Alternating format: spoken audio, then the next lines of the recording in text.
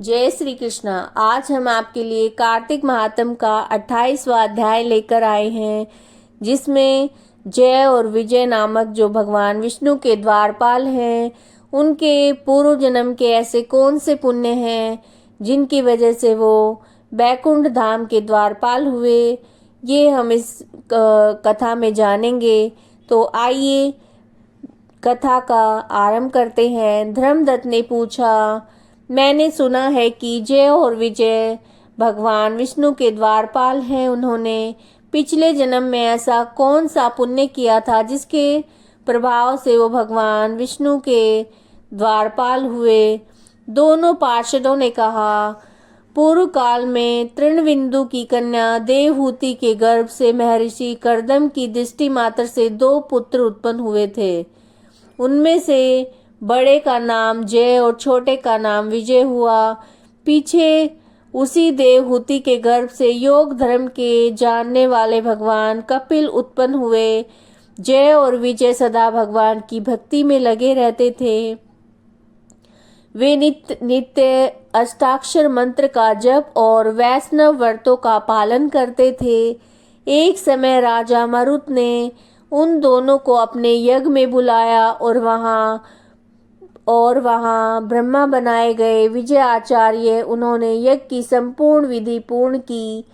यज्ञ के अंत में अवभृत स्थान के पश्चात राजा मरुत ने उन दोनों को बहुत धन दिया।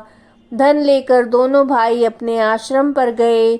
वहां उस धन को विभाग करते समय दोनों में परस्पर लाग डांट पैदा हो गई। जय ने कहा, इस धन को बराबर बांट लिया जाए। विजय का कहना था, जिसको जो मिला है वो उसी के पास रहे। तब जय ने क्रोध में आकर लोभी विजय को शाप दिया कि तुम ग्रहण करके देते नहीं हो, इसलिए ग्रह अर्थात मगरमच्छ हो जाओ।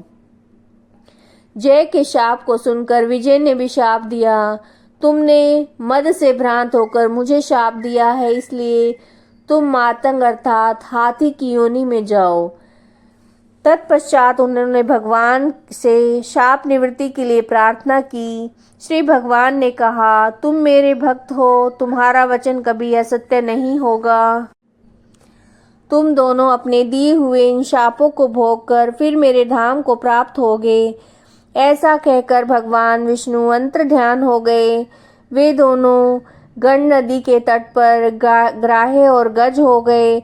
उस योनि में उन्हें पूर्व जन्म का स्मरण बना रहा। भगवान विष्णु के व्रत में तत्पर रहे। किसी समय वो गजराज कार्तिक मास में स्नान के लिए गंड नदी पर गया और उस समय ग्रह ने शाप के हेतु को स्मरण करते हुए उस गज को पकड़ लिया।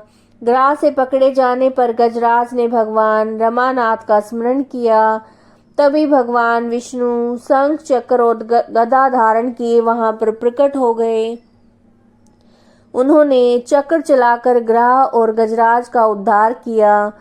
उन्हें अपने ही जैसा रूप देकर बैकुंठ को ले गए। तब से वह स्थान हरि क्षेत्र के नाम से प्रसिद्ध है। वे दोनों विश्वविख्यात जय और विजय हैं, जो भगवान विष्णु के द्वारपाल हुए हैं। धर्मदत्त, तुम भी ईर्ष्या और द्वेष त्याग करके सदैव भगवान विष्णु के व्रत में स्थिर रहो। समदर्शी बनो। कार्तिक, माघ और बैसाख के महीने में सदा प्रातःकाल स्नान करो। एकादशी के व्रत के पालन में सदा स्थिर रहो। तुलसी के बगीचे की रक्षा करते रहो। ऐसा करने से तुम भी शरीर का अंत होने पर भगवान विष्णु के परम पद को प्राप्त होगे। भगवान विष्णु को संतुष्ट करने वाले तुम्हारे इस व्रत से बढ़कर न यज्ञ है, न दान है, न तीर्थ है। विप्रवर, तुम धन्य हो जिसके व्रत के आधे भाग का फल पाकर यह स्त्री हमारे बैकुंठ में ले जाई जा रही है। नारद जी बोले, हे राजन, धर्मदत्त को इस प्रकार उपदेश देकर वे दोनों विमानचारी पार्षद उस कलहा के साथ बैकुंठ धाम को चले गए। धर्मदत्त जीवन भर भगवान के व्रत में स्थिर रहे और देहावसान के बाद उन्होंने अपने दोनों स्त्रियों के साथ बैकुंठ धाम को प्राप्त कर लिया। इस प्राचीन इतिहास को जो भी सुनता है, सुनाता है, वह जगत गुरु भगवान की कृपा से उनका सानिध्य प्राप्त करने वाली उत्तम गति को प्राप्त होता है। अगर आपको ये वीडियो पसंद आई है तो वीडियो को लाइक कीजिएगा, चैनल को सब्सक्राइब कीजिएगा। जय श्री कृष्णा।